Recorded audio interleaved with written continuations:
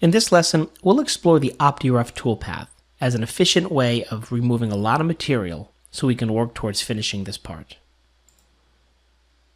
I'm going to go back to isometric and I'm going to fit it to my screen. And under the 3D group, I'm going to go right to Optirough. So when Optirough comes up, it wants us to choose our machining geometry and our avoidance geometry. For the machining geometry, I'm going to simply triple click, and as you can see on our prompt here, triple click to select the solid body. And that's what I'm going to do here. So triple click, the body's selected, and as you can see, it extracts out the entities, and in this case it sees 112 entities, most likely surfaces that it'll be machining. Under the avoidance geometry, there's a few different things I can do here. In this case, I'm going to select entities and I'm going to choose the surfaces that we created previously in other lessons as avoidance geometry. Since I don't see them here, I'm going to go to the Levels tab, turn on Surfaces, and then I could say either all orange, or since there's only 7 of them, I could manually select these surfaces right now. And when I'm done, I hit End Selection, but before I hit End Selection, I'm just going to turn off that level again.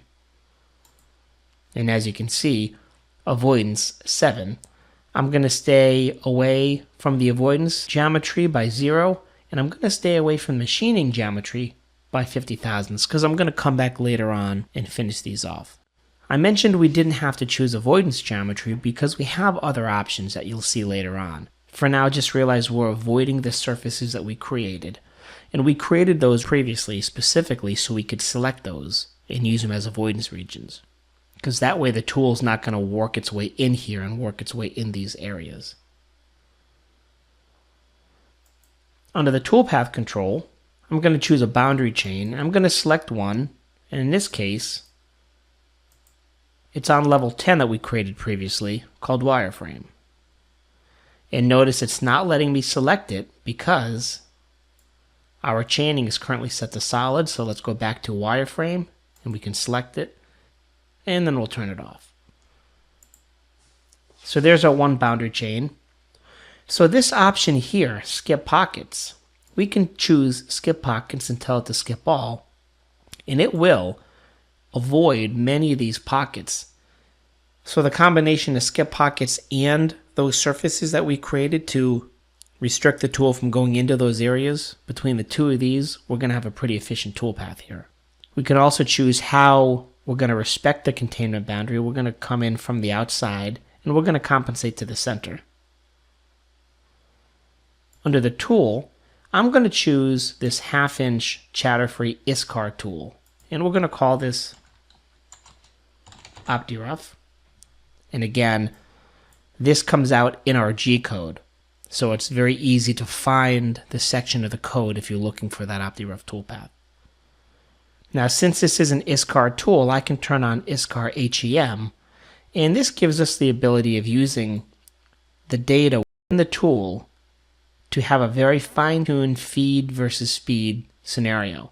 So in this case, I change this factor, let's just say to 1.5, and everything adjusts accordingly.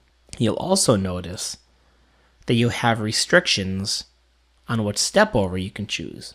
So if we just jump down here for a minute to cut parameters, you'll notice that my step over can either be 5, 7, or 10%. And that's specifically because we have the HEM factor turned on. So let's take a look at the cut parameters here. Our step over will be 10%. Our step down, since this is an ISCAR tool and since we're using a dynamic toolpath, we're going to do a step down of about 150%. However, we're also going to do a step up. So we're going to do a very large step down. It's going to work its way in towards the center, and then it's going to do smaller incremental step ups. I'm going to mill vertical walls here because we do have a bunch of vertical walls here. And incidentally, we could have created a separate contour toolpath that would just hog out most of this material on the outside. But this toolpath is effectively doing that as well. So we have many options here as to how we would machine this. And under the steep shallow, I'm going to choose a couple of depths to restrict the minimum and the maximum depth. For example, the maximum depth, if you notice, if I go to Z coordinate of point, we don't want to machine down into our fixture here. So I'm going to select this as the maximum value. And as you can see, that's minus 2.5. So just to be safe, let's say we're going to go down to a maximum depth of minus 2.5.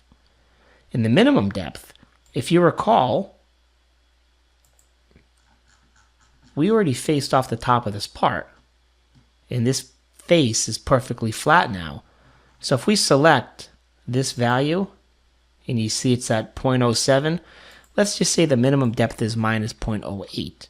So it's actually not even going to machine this flat face. It's going to start slightly below it.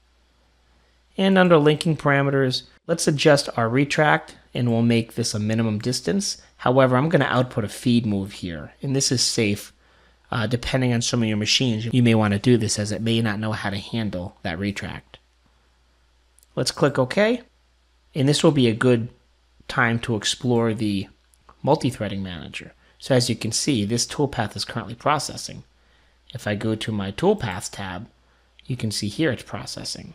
So this is a good way of identifying that you can right click and actually pause or stop some of the calculations.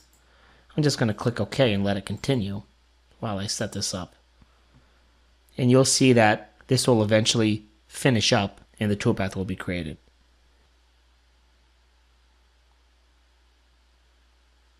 So now that it's done, let's select on the toolpath and see what we got. So we can see our depth cuts, and that's 150% the tool diameter. And then we can see our step ups, and in this case it's milling the vertical walls.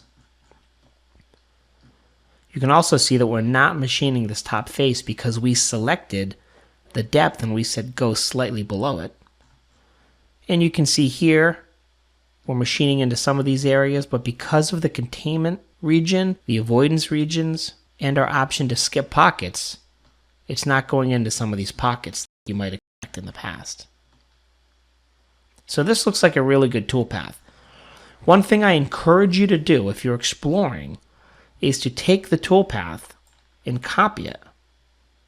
Copy it afterwards and go in there and just adjust one setting. So as an example, let's go into this copied toolpath and just change one or two settings and then recalculate. So down under this copied toolpath, let's go into the toolpath control and turn off skip pockets. And let's recalculate this. And as you can see with this calculated toolpath, this is the new one we just created. And if we go back to the old one, you can see that we have less tool motion here. So just this minor exercise right here is a good way of looking at the differences of these toolpaths and how they are impacted by settings inside of the toolpath. For now, I'm going to right click and delete this just so we're not confused with it. And to recap, we have our stock model here and then we have our Optirough. So let's create another stock model after this Optirough so we can really see what this stock is going to start to look like. So let's go into stock model. And again, we have 1, 2, and 3, which is after drilling. So this one will be 4 after Optirough. And the initial stock place would be 3 after drilling. And the source operation will be the Optirough. Let's click OK. And we can really see how this part will start evolving into its final shape. And as you can see here, you can see the step-ups of that slanted set of surfaces there.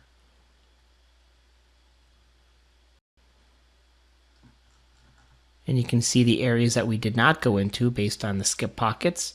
And of course, we didn't go into this area because we capped it off with a surface, and we previously already machined this.